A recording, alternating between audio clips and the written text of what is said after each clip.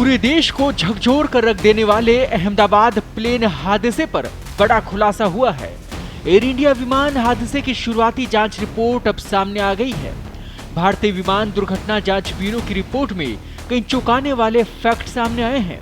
Report के मुताबिक take off के कुछ सेकंड के ही बाद विमान के दोनों इंजन अचानक बंद हो गए, जिससे विमान की स्पीड धीमी हुई और क्रैश हो गया।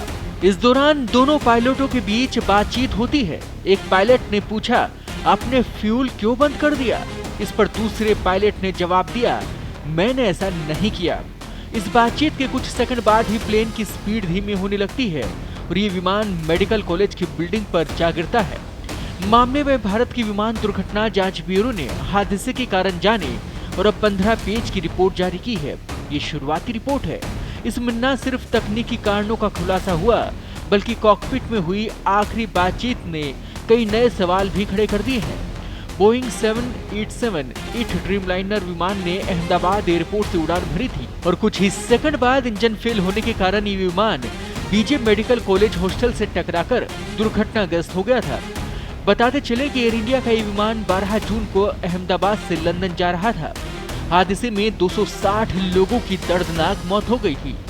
इनमें 241 यात्री और क्रू मेंबर्स और 19 अन्य नागरिक शामिल थे।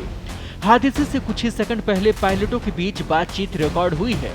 एक पायलट ने पूछा, आपने फ्यूल क्यों बंद किया? इस पर दूसरे पायलट से जवाब मिला, मैंने ऐसा नहीं किया। ये संवाद तकनीकी खराबी या मानवीय भ्रम की ओर इशारा करता है।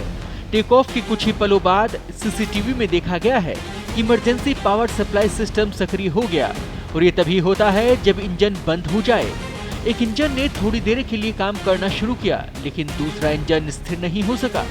रिपोर्ट में कहा गया कि जांच में पक्षियों के टकराने के कोई भी प्रमाण नहीं मिले हैं, जिससे ये कारण बाहर हो गया।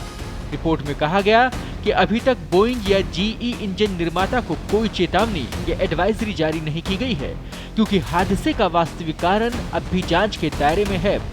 गौरतलब है कि उड़ान भरने के ठीक बाद दोनों इंजन के fuel cut off switch run से कट ऑफ स्थिति में आ गए थे, वो भी सिर्फ एक सेकंड के अंतराल में। इसके बाद दोनों इंजनों की थ्रस्ट क्षमता पूरी तरह से खत्म हो गई। विमान टेक ऑफ के तुरंत बाद सीधे अहमदाबाद स्थित मेडिकल कॉलेज के हॉस्टल पर गिरा, जिससे 260 लोगों की जान चली गई। ताजा अपडेट्स और बड़ी खबरों के लिए बने रहें पत्रिका के साथ। मैं हूं आपके साथ कृपाशंकर शर्मा।